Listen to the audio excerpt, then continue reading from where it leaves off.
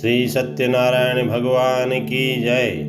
सतयुग में भगवान श्री राम और द्वापर में भगवान श्री कृष्ण अपना संपूर्ण जीवन कर्म व्यतीत कर जब धरती लोक से जा रहे थे, तब उन्होंने कहा था कि धरती लोक पर मेरे सत्यनारायण स्वरूप का जो भी मनुष्य श्रद्धा, भक्ति और प्रेम से पूजन करेगा तथा कथा श्रवण करेगा या कथा कराएगा, उसे मैं संसार के सभी सुखों को प्रदान करूंगा और अंत में मोक्ष प्रदान करूंगा। भगवान ने कहा था, कली काल में जो भी भक्त मेरे इस सत्यनारायण स्वरूप की पूजा, भक्ति, आराधना और कथा श्रावण मास की पूर्णिमा को करेगा, उसे मैं अपना परम धाम गोलोक प्रदान करूंगा और हजारों यज्ञ के बराबर फल उसे प्रदान करूंगा। अतः श्रावण मास की पूर्णिमा को भगवान श्री सत्यनारायण का व्रत, पूजन और कथा करने का विशेष महत्व है। इस दिन भाई बहन के प्रेम का त्योहार राखी तो होता ही है, लेकिन श्री सत्यनारायण भगवान का व्रत और पूजन और कथा अवश्य ही करनी चाहिए। श्री सत्यनारायण भगवान कथा महात्म्य श्रोतागण एवं भक्तगण, वर्तमान समय में चारों ओर पाप, अत्याचार, भ्रष्टाचार, छल कपट, झूठ, अनैतिकता बढ़ती ही जा रही है। धन संपत्ति के लिए मानव ना जाने कितने छल पाप कर्म किए जा रहा है। मानव मात्र के मन, आत्मा की शांति नष्ट होती जा रही है। घर परिवारों के आपसी क्लेश, वैर से परिवार की सुख शांति नष्ट हो परिवार टूटते जा रहे हैं। ऐसे में धर्म का प्रसार होना और ईश्वर की आराधना अति आवश्यक हो जाती है। युग के ऐसे वातावरण में असीम सुख, समृद्धि, संतान और ऐश्वर्य के दाता श्री सत्यनारायण भगवान की आराधना, पूजा, व्रत करने से सभी दुखों, पापों का नाश होकर घर में सुख शांति स्थापित होती है तथा मानव मात्र की सभी मनोकामनाएं पूर्ण होती है और अधिक मास में तो इसका महत्व कई गुना बढ़ जाता है। सत्यनारायण का अर्थ है सत्य का आचरण करना। असल जीवन में समस्त छल छद्म से दूर रहकर धर्म पर चलना, यही सत्यनारायण भगवान की वास्तविक पूजा है। तो भक्तगणों, बतलाते हैं हम आपको सत्यनारायण भगवान व्रत कथा विधि। श्री सत्यनारायण भगवान का व्रत यूं तो किसी भी दिन किया जा सकता है, परंतु पूर्णिमा और संक्रांति के दिन इसका विशेष महत्व है। सामान्यतः अन्य सभी प्रकार के व्रत सूर्योदय के समय स्नान आदि से निवृत्त होकर किए जाते हैं, लेकिन श्री सत्यनारायण भगवान का व्रत और पूजन सायंकाल के समय ही किया जाता है। श्री सत्यनारायण भगवान की पूजन एवं व्रत कथा की विधि इस प्रकार है। कथा वाले अगले दिन सुबह व्रत रखें। सायंकाल के समय घर, आंगन या पूजा का स्थान जहाँ भी कथा करनी हो उसको धो पोंछकर स्वच्छ कर लेना चाहिए। फिर लकड़ी के पटरे पर लाल रंग का कपड़ा बिछाकर उस पर श्री सत्यनारायण भगवान की मूर्ति अथवा चित्र को स्थापित कर दें। फिर पूजा की अन्य सामग्री सजाएं। तत्पश्चात गेहूं के आटे को भूनकर उसमें बूरा मिलाकर पंजीरी बनाएं अथवा हलवा बनाएं। इसमें केला, सेब, अमरूद आदि जो भी मौसमी फल हो, मौसम के अनुसार मिलते हो, उन फलों के टुकड़े डालकर प्रसाद बनाएं। साथ ही पंचामृत बनाकर रख लें। तत्पश्चात स्नान करके हाथ मुंह धोकर स्वच्छ कपड़े पहनकर पूजा स्थल पर आसन लगाकर बैठ जाएं और गणेश, गौरी, वरुण, विष्णु आदि देवताओं का ध्यान कर पूजा कथा आरंभ करें। इसके बाद हाथ में पुष्प लेकर श्री सत्यनारायण भगवान का ध्यान कर पुष्प भगवान के चरणों में समर्पित कर दें। फिर यज्ञोपवीत, धूप, नैवेद्य आदि से पूजा करें। अब सभी भक्तगण हाथ जोड़कर श्री सत्यनारायण भगवान से प्रार्थना करें कि हे भगवान, मैं पुष्प, जल, फल आदि से आपका पूजन कर रहा हूँ, कृपया इसे स्वीकार करें। आपदाओं से मेरी रक्षा करें और मेरी और मेरे परिवारजनों, मित्रजनों की मनोकामनाएं पूर्ण करें। मैं आपको बारंबार प्रणाम करता हूँ। इसके बाद श्री सत्यनारायण भगवान की कथा कोई एक व्यक्ति पढ़कर सुनाए या शेष लोग शांतिपूर्वक सुने। कथा के बाद धूप, दीप, कपूर जलाकर उनसे आरती गाते हुए पूजन करें। तत्पश्चात प्रसाद और पंचामृत का वितरण करके स्वयं भी ग्रहण करें। इसके बाद भोजन ग्रहण करें। भोजन में शाकाहार ही होना चाहिए। इस प्रकार श्री सत्यनारायण भगवान की पूजा करने वाले सभी स्त्री पुरुष और मानव मात्र की सभी मनोकामनाएं पूर्ण होती है। श्री सत्यनारायण भगवान व्रत कथा प्रथमो अध्याय। द्वापर के समाप्त होने के बाद कलयुग के प्रारंभ में पवित्र तीर्थ स्थल नैमिषारण्य में आर्यावर्त में 88,000 ऋषि मुनि एकत्र हुए। उन ऋषियों ने सर्वश्रेष्ठ मुनि श्री सूत जी महाराज से पूछा कि हे भगवान, कलयुग में मनुष्य में छल कपट और ईर्ष्या द्वेष के अधिक बढ़ जाने के कारण अशांति का वातावरण तेजी से बढ़ रहा है। मनुष्य धर्म कर्म को भूल गया है और निर्धनों के शोषण, असहायों पर अत्याचार करने और धर्म विरुद्ध आचरण करने में लिप्त है, जिससे वह पापों के बोझ से दबता जा रहा है। इस कठिन परिस्थिति में मनुष्य इन सभी विकृतियों से बचते हुए सुख शांति और बंधुजनों से मित्रता के साथ जीवन व्यतीत करता हुआ अंत में मोक्ष को कैसे प्राप्त करे? हे भगवान, मनुष्य के कल्याण के लिए ऐसा कोई उपाय बतलाइए जिससे मनुष्य को पुण्य मिले और उसके जीवन की सभी मनोकामनाएं पूर्ण हो सके। शास्त्रों के सर्वश्रेष्ठ विद्वान श्री सूत जी बोले, हे ऋषियों, आपने जगत के कल्याण के लिए बहुत अच्छा प्रश्न किया। अब मैं उस मंगलकारी व्रत को कहूँगा जिसके प्रभाव से सृष्टि की सभी प्राणी जीवन में सुख संपत्ति, वैभव और समृद्धि पाते हैं। उनकी सारी मनोकामनाएं पूर्ण होती है। इस व्रत के विषय में एक बार देवऋषि नारद जी ने भी भगवान श्री लक्ष्मीनारायण से पूछा था।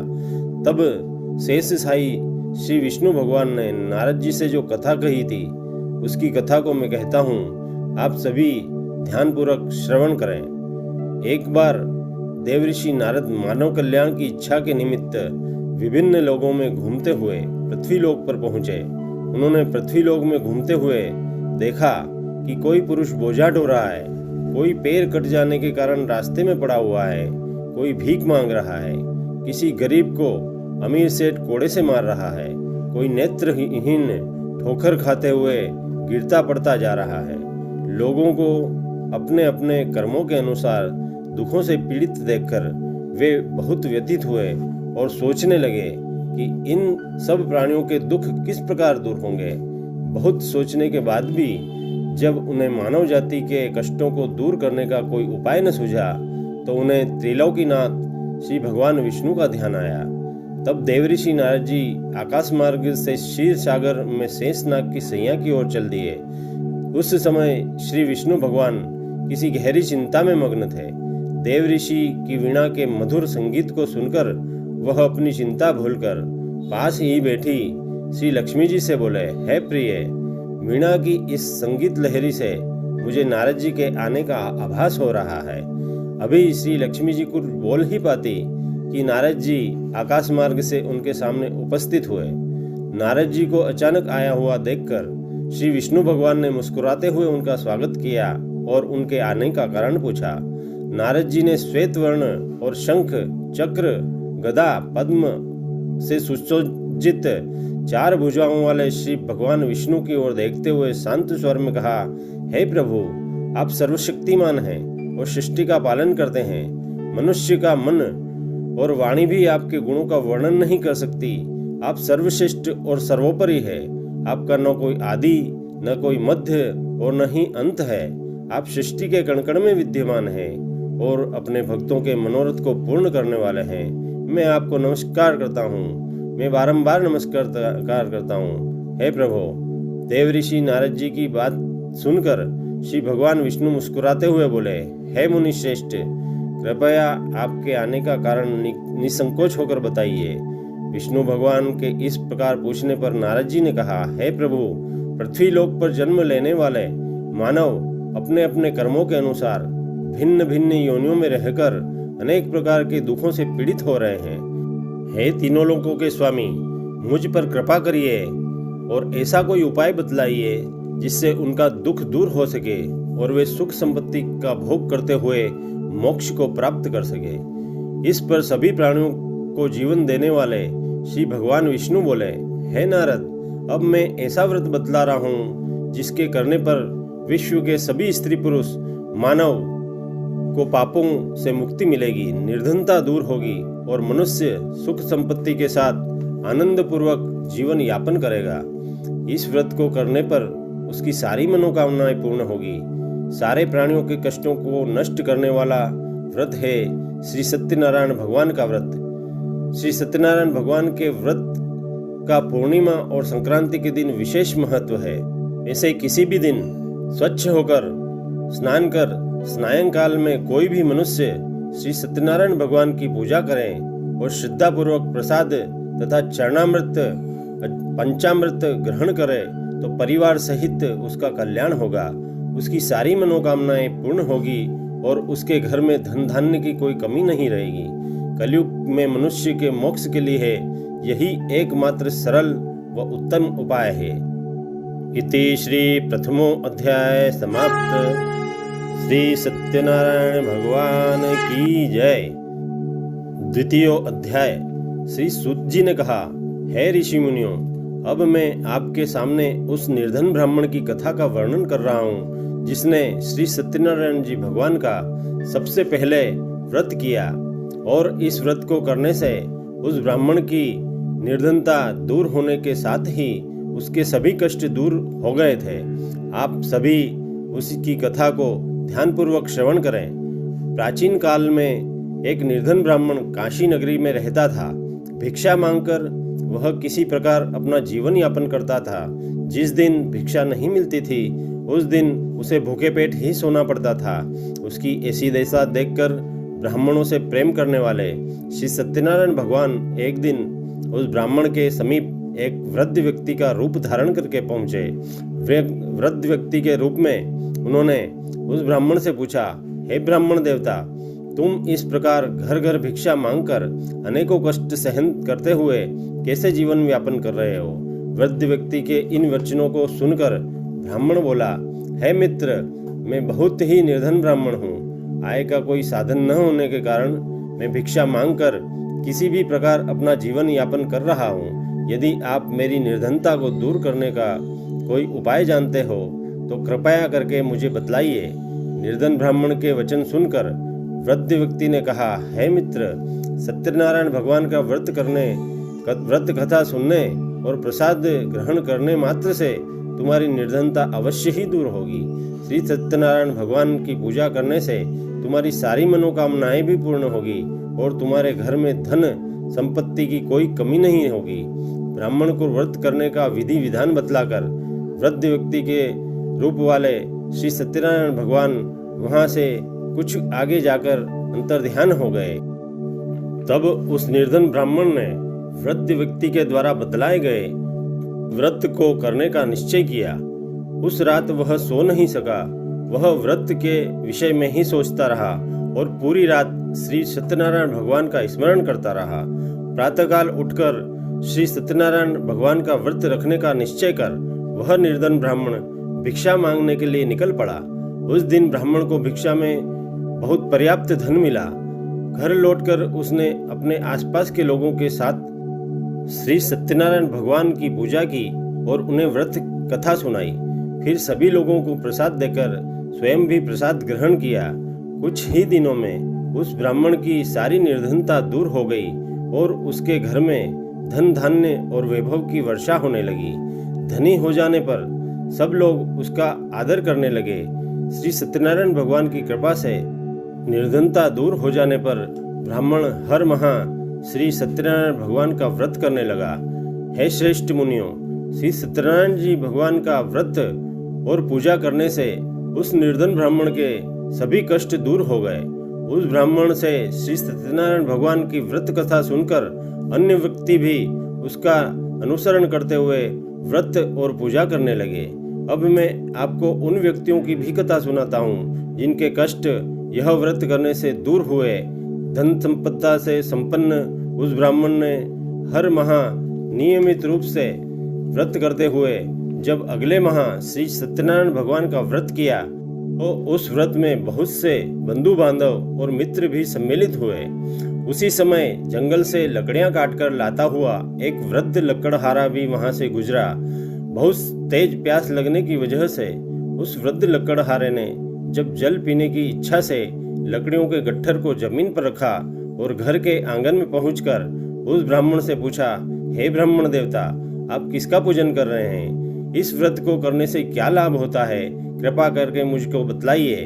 वृद्ध लकड़हारे के प्रश्न को सुनकर उस ब्राह्मण ने कहा, मैं अपने बंधु बांधवों और परिचितों के साथ श्री सत्यनारायण भगवान का व्रत और पूजन कर रहा हूँ। यह व्रत करने से श्री सत्यनारायण भगवान की कृपा से निर्धनता दूर होती है और संसार के सारे दुखों से मुक्ति मिल जाती है। श्री सत्यनारायण भगवान की कृपा से ही मेरी निर्धनता भी दूर हुई और मेरे घर में धन धान्य के वैभव से भरे हुए भंडार हैं तथा इन बंधु बांधवों और मित्रों का भी यही हाल है। ब्राह्मण से श्री सत्यनारायण भगवान के व्रत के विषय में जानकर वह वृद्ध लकड़हारा बहुत प्रसन्न हुआ और प्रसाद ग्रहण कर चला गया। उसने भी श्री सत्यनारायण भगवान का व्रत करने का निश्चय किया। चलते हुए उस लकड़हारे ने सोचा कि आज इन लकड़ियों को बेचने पर जो धन मिलेगा उस धन से मैं श्री सत्यनारायण भगवान की पूजा करूंगा। ऐसा विचार करने के कारण उस दिन लकड़हारे को लकड़ियों के पहले से अधिक रुपए मिले। उस वृद्ध लकड़हारे ने उन रुपयों से केले की फली, घी, दूध, दही, गेहूं का आटा, शक्कर आदि सामग्री खरीदी। घर लौटकर लकड़हारे ने श्री सत्यनारायण भगवान का व्रत और पूजन किया। उस पूजा में उसके परिवार के सदस्य व आसपास के लोग भी सम्मिलित हुए। श्री सत्यनारायण भगवान की पूजा करने और व्रत कथा सुनने के उपरांत उस लकड़हारे ने प्रसाद बांटकर स्वयं भी प्रसाद ग्रहण किया। श्री सत्यनारायण भगवान की कृपा से लकड़हारे के घर में धन धान्य की वर्षा होने लगी और वैभव से परिपूर्ण होकर उसकी निर्धनता समाप्त हो गई। श्री सत्यनारायण भगवान की पूजा करते हुए लकड़हारा आनंद पूर्वक जीवन व्यतीत करता हुआ अंत में मोक्ष पाकर वैकुंठ धाम को चला गया। इति श्री द्वितीयोध्याय समाप्त। श्री सत्यनारायण भगवान की जय। तृतीयोध्याय। श्री सूत जी ने कहा, हे श्रेष्ठ ऋषि मुनियों, अब मैं आपको आगे की कथा सुनाता हूँ। प्राचीन काल में कनकपुर में उल्कामुख नामक एक बुद्धिमान राजा रहता था। राजा सत्यवादी और जितेंद्रिय था। उसे किसी भी प्रकार का लोभ लालच नहीं था। वह प्रतिदिन मंदिर जाकर श्री सत्यनारायण भगवान की पूजा किया करता था और निर्धनों को अन्न, वस्त्र और धन देकर उनके कष्ट दूर करता था। उस राजा की पत्नी सुभद्रा बहुत सुशीला सती साध्वी थी। वे दोनों हर माह श्री सत्यनारायण भगवान का व्रत किया करते थे। श्री सत्यनारायण भगवान की कृपा से उनके महल में धन संपदा के भंडार भरे रहते थे और सुख समृद्धि और ऐश्वर्य का साम्राज्य था। उनकी सारी प्रजा आनंद पूर्वक जीवन यापन कर रही थी। एक बार राजा उल्कामुख अपनी रानी और बहुत से अन्य लोगों के साथ भद्रशिला नदी के किनारे श्री सत्यनारायण भगवान की पूजा कर रहे थे। तभी नदी के तट पर एक बड़ी नौका आकर रुकी। उस नौका में एक धनी व्यापारी यात्रा कर रहा था। वह व्यापारी काफी धन कमाकर अपने नगर को लौट रहा था। उसका सारा धन उस नौका में रखा हुआ था। नौका से उतरकर वह व्यापारी राजा उल्कामुख के समीप पहुंचा। राजा को पूजा करते हुए देखकर उसने पूछा, हे राजन, आप इन सब लोगों के साथ किसकी पूजा कर रहे हैं? इस पूजा को करने पर मनुष्य को क्या फल मिलता है? राजा ने उस व्यापारी से कहा, मैं अपनी प्रजा के साथ श्री सत्यनारायण भगवान की पूजा कर रहा हूँ। मैं हर पूर्णिमा को श्री सत्यनारायण भगवान का व्रत करता हूँ और फिर पूजा अर्चना कर भगवान का प्रसाद लोगों में बांटकर स्वयं भी ग्रहण करता हूँ। सत्यनारायण भगवान का व्रत करने से मेरे राज्य की सारी प्रजा सुखपूर्वक रहती है। राजा के कथन को सुनकर व्यापारी ने कहा, हे राजन, मैं भी श्री सत्यनारायण भगवान का व्रत करना चाहता हूँ। कृपया मुझे यह व्रत करने की विधि बतलाइए। राजा ने व्यापारी को श्री सत्यनारायण भगवान के व्रत की पूरी विधि बतलाई। फिर राजा ने व्रत कथा सुनाकर अन्य लोगों के साथ व्यापारी को भी प्रसाद दिया और स्वयं भी ग्रहण किया। उस व्यापारी ने श्री सत्यनारायण भगवान का स्मरण करते हुए प्रसाद ग्रहण किया और आगे की यात्रा आरंभ कर दी। वह विभिन्न नगरों में व्यापार करता हुआ बहुत सा धन कमाकर अपने नगर को लौटा। व्यापारी ने अपने घर पहुंचकर अपनी पत्नी लीलावती से कहा, हमारे यहाँ कोई संतान नहीं है। कनकपुर के राजा उल्कामुख ने मुझसे बतलाया है कि श्री सत्यनारायण भगवान का व्रत करने और उनकी कथा सुनने से सारी इच्छाएं पूरी होती है। श्री सत्यनारायण भगवान की अनुकंपा से हमारे यहाँ कोई संतान हुई तो मैं श्री सत्यनारायण भगवान का व्रत अवश्य करूंगा। व्यापारी के इस प्रकार का निश्चय करने से कुछ समय बाद लीलावती गर्भवती हुई और 10वें माह उसने एक सुंदर कन्या को जन्म दिया। व्यापारी ने पुत्री के जन्म पर बहुत खुशियां मनाई, लेकिन श्री सत्यनारायण भगवान का व्रत नहीं किया। जब लीलावती ने अपने पति को श्री सत्यनारायण भगवान का व्रत करने के वचन की याद दिलाई तो वह बोला, इतनी भी क्या जल्दी है, मैं इधर व्यापार में बहुत व्यस्त हूँ, अभी मेरे पास समय नहीं है। जब हमारी बेटी बड़ी हो जाएगी तो मैं इसका विवाह करूँगा, तब मैं श्री सत्यनारायण भगवान का व्रत अवश्य करूँगा। अपने पति की बात सुनकर लीलावती चुप रह गई। व्यापारी की पुत्री कलावती इस प्रकार बड़ी होने लगी जैसे शुक्ल पक्ष का चंद्रमा तेजी से बड़ा होता है। शीघ्र ही 16 वर्ष बीत गए। एक दिन व्यापारी व्यापार में धन कमाकर लौटे। व्यापारी ने अपनी बेटी को सहेलियों के साथ उपवन में घूमते हुए देखा तो उसे उसके विवाह की चिंता होने लगी। अपनी पत्नी लीलावती से इस संबंध में बात कर व्यापारी ने कलावती के लिए सुयोग्य वर ढूंढने के लिए अपने सेवकों को भेजा। व्यापारी के सेवक कंचनपुर नगर पहुंचे। वहां उन्होंने एक वणिक पुत्र को देखा। वह वणिक पुत्र अत्यंत सुंदर, सुशील और गुणवान था। सेवकों ने वापस लौटकर उस व्यापारी को उस वणिक पुत्र के विषय में बतलाया। वह व्यापारी उस सुंदर लड़के को देखकर बहुत प्रसन्न हुआ और उसके साथ कलावती का विवाह बहुत धूमधाम से कर दिया। दहेज में उसने उस वणिक पुत्र को बहुत सारा धन दिया। कलावती का विवाह भी हो गया। व्यापारी ने श्री सत्यनारायण भगवान का व्रत नहीं किया। लीलावती ने अपने पति को याद दिलाया कि आपने अपनी पुत्री के विवाह पर श्री सत्यनारायण भगवान का व्रत करने का निश्चय किया था, अब तो आप व्रत करें। पत्नी की बात सुनकर व्यापारी ने कहा, लीलावती, अभी तो मैं अपने दामाद के साथ व्यापार करने जा रहा हूँ। व्यापार से लौटकर श्री सत्यनारायण भगवान का व्रत और पूजन अवश्य करूँगा। यह कहकर व्यापारी कई नौकाओं में सामान भरकर अपने दामाद और सेवकों के साथ व्यापार के लिए चला गया। उस व्यापारी के बार बार व्रत का निश्चय करने और फिर व्रत न करने से सत्यनारायण भगवान क्रोधित हो गए और उन्होंने उसे दंड देने का निश्चय किया। व्यापारी अपने दामाद के साथ रत्नसारपुर नामक एक नगर में पहुंचा। व्यापार करने लगा और श्री सत्यनारायण भगवान की माया से कुछ चोर वहां के राजा के महल में चोरी करके भाग रहे थे। राजा के सैनिक उन चोरों का पीछा कर रहे थे। भागते हुए चोरों ने सैनिकों से बचने के लिए चोरी का माल अवसर पाकर व्यापारी की नावों में छिपा दिया। चोर खाली हाथ आसानी से भाग गए। चोरों को पीछा करते हुए सैनिक व्यापारी के नावों के पास पहुंचे। व्यापारी की नावों की तलाशी लेने पर उन्हें राजा का चोरी का सारा धन मिल गया। तब वे सैनिक उस व्यापारी और उसके दामाद को बांधकर राजा चंद्रकेतु के पास ले गए। राजा चंद्रकेतु ने उन दोनों को कारावास में डाल दिया और उनका सारा धन भी जब्त कर लिया। श्री सत्यनारायण भगवान के कोप से उधर लीलावती भी कई मुश्किलों में पड़ गई। चोर उसके घर से सारा धन चुरा कर ले गए। घर में खाने के लिए भी अन्न नहीं बचा। भूख प्यास से व्याकुल व्यापारी की बेटी कलावती अन्न की चिंता में एक ब्राह्मण के घर गई। वहां श्री सत्यनारायण भगवान की व्रत कथा हो रही थी। कलावती ने भी वहां बैठकर व्रत कथा सुनी और प्रसाद ग्रहण किया। तब फिर अपने घर लौटकर कलावती ने अपनी माँ लीलावती से सारी बात बतलाई। कलावती से श्री सत्यनारायण भगवान के व्रत की बात सुनकर लीलावती ने भी श्री सत्यनारायण भगवान का व्रत करने का निश्चय किया।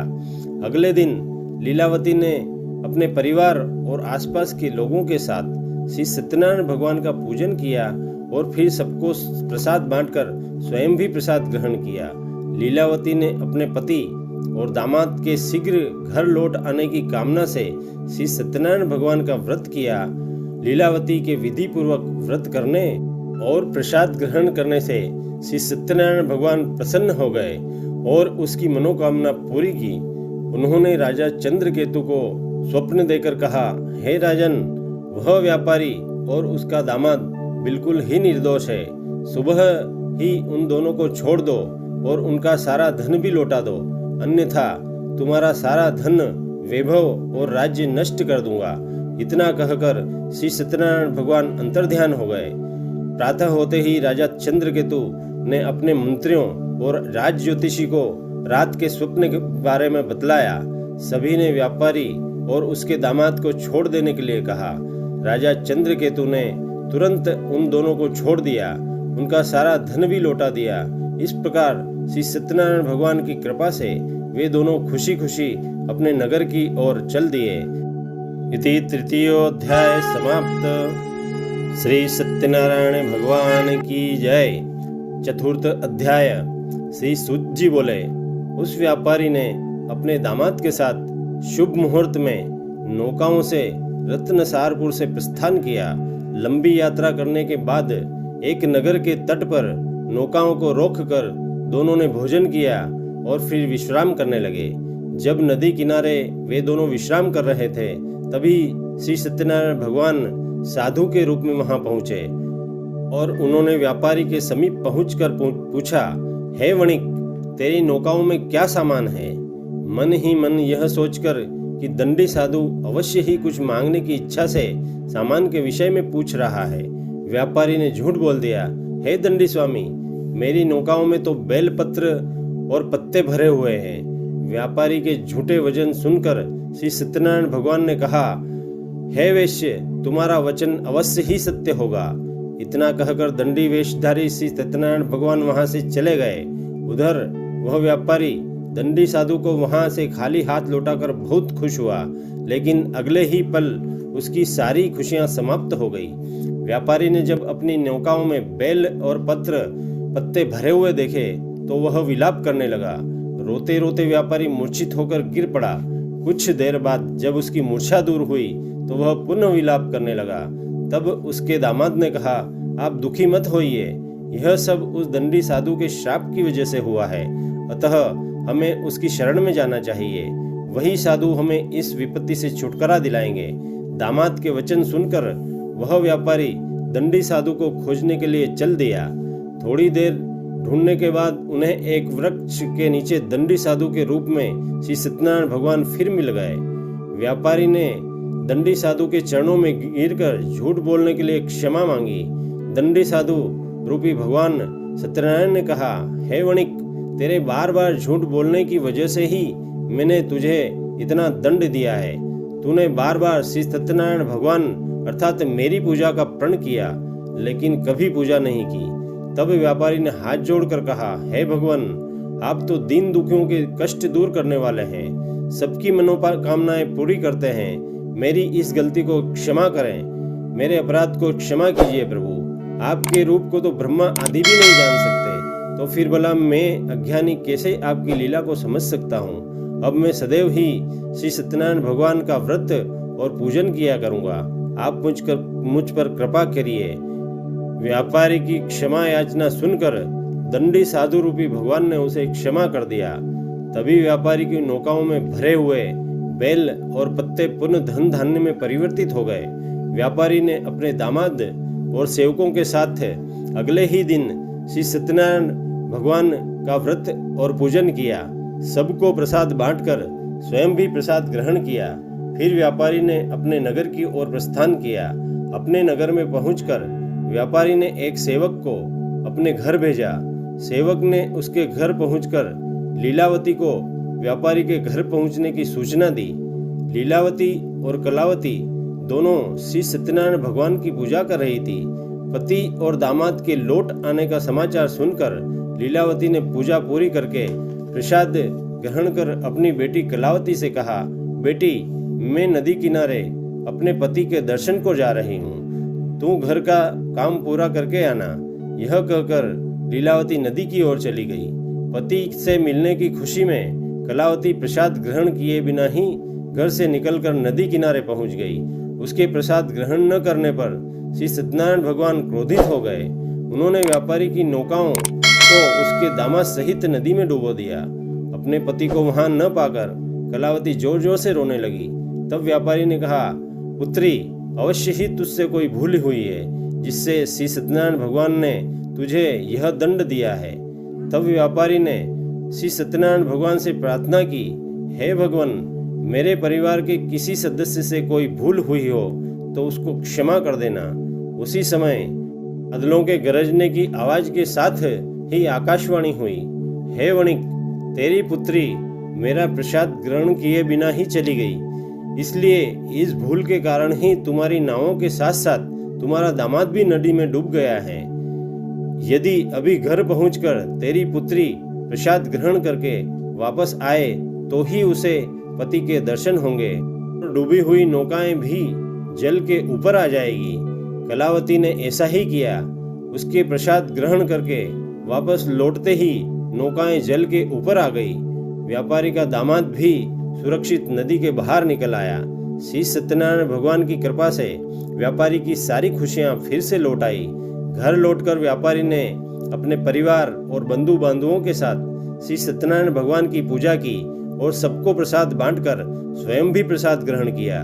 श्री सत्यनारायण भगवान का विधिवत पूजन करने से उस व्यापारी का घर धन धान्य से भरपूर हो गया। उसकी सारी मनोकामनाएं भी पूर्ण हुई और वह सुख पूर्वक जीवन व्यापन करता हुआ अंत में वैकुंठ को चला गया। इति श्री चतुर्थ अध्याय समाप्त। श्री सत्यनारायण भगवान की जय।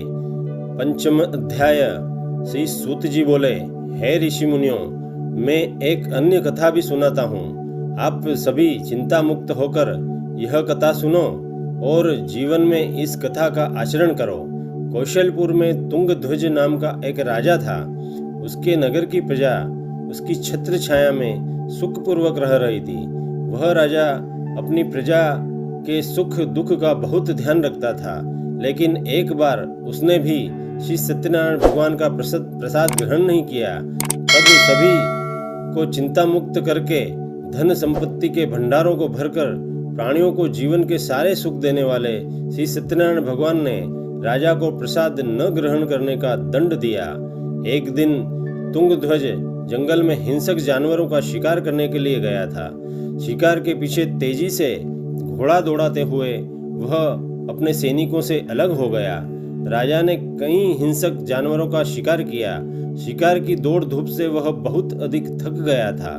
कुछ देर विश्राम करने के लिए वह एक बड़े वट वृक्ष के नीचे जाकर बैठ गया। समीप ही कुछ ग्वाले श्री सत्यनारायण भगवान का पूजन कर रहे थे। राजा तुंगध्वज उनके पास से गुजरा, लेकिन उसने श्री सत्यनारायण भगवान को नमस्कार नहीं किया और जाकर वृक्ष के नीचे बैठ गया। ग्वालों ने पूजा करके राजा को प्रसाद दिया तो राजा ने उनको छोटे लोग समझकर वह प्रसाद ग्रहण नहीं किया और घोड़े पर सवार होकर अपने नगर की ओर चल पड़ा।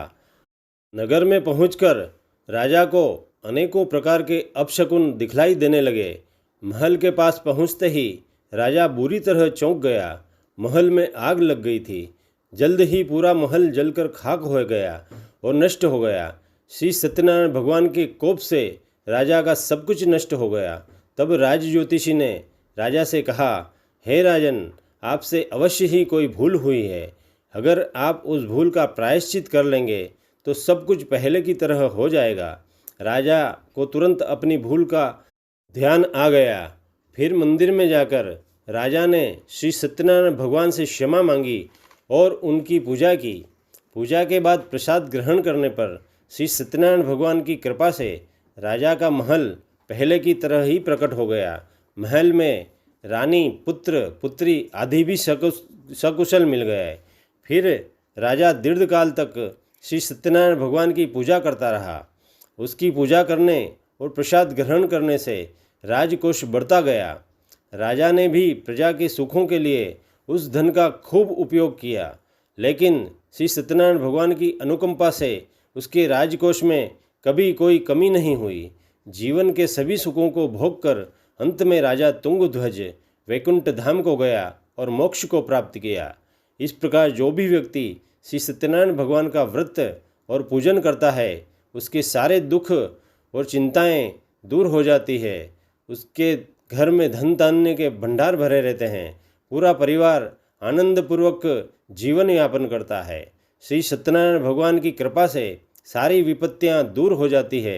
निसंतानों को संतान प्राप्त होती है और सारी मनोकामनाएं भी पूर्ण होती है। अंत में मनुष्य को मोक्ष मिलता है और सीधे वैकुंठ धाम प्राप्त होता है। श्री सूत जी ने कुछ क्षण रुककर कहा, हे मुनियों, पूर्व जन्म में जिन लोगों ने भी श्री सत्यनारायण भगवान का व्रत किया अगले जन्म में भी सभी तरह के सुख प्राप्त हुए। वृद्ध शतानंद ब्राह्मण ने भी पूर्व जन्म में श्री सत्यनारायण भगवान का विधि पूर्वक व्रत किया था, तो अगले जन्म में उसने सुदामा के रूप में भगवान की पूजा करते हुए अंत में मोक्ष प्राप्त किया और वैकुंठ धाम को गया। उल्कामुख नामक राजा अगले जन्म में राजा दशरथ के रूप में उत्पन्न हुए और मोक्ष प्राप्त कर वैकुंठ को गए। व्यापारी ने मोर ध्वज के रूप में अगला जन्म लिया और अपने पुत्र को आरे से चीरकर भगवान की अनुकंपा से मोक्ष को प्राप्त कर वैकुंठ धाम को गया। राजा तुंगध्वज ने मनु के रूप में अगला जन्म लेकर भगवान की पूजा पाठ करते हुए लोकप्रिय होकर सदकर्म करते हुए मोक्ष को प्राप्त किया और वैकुंठ धाम को चले गए। हे ऋषि मुनियों, श्री सत्यनारायण भगवान का व्रत और पूजन मनुष्य को सभी चिंताओं से मुक्त कर धन धान्य के भंडार भरकर अंत में जन्म जन्मांतर के चक्रव्यूह से मुक्ति दिलाकर मोक्ष को प्रदान करता है। इति श्री पंचमो अध्याय समाप्त। दोस्तों, भक्ति के इस वातावरण को और अधिक अद्भुत बनाने के लिए आप हमारे वीडियो को लाइक करें, शेयर करें। यदि आप हमारे चैनल पर पहली बार वीडियो देख रहे हैं तो हमारे YouTube चैनल अद्भुत ज्ञान एवं भक्ति को प्लीज़ सब्सक्राइब कर बेल आइकन अवश्य दबाएं ताकि हमारा हर नया वीडियो आप तक शीघ्र पहुंचे। श्री सत्यनारायण भगवान की जय। इति श्री सत्यनारायण भगवान व्रत कथा समाप्त।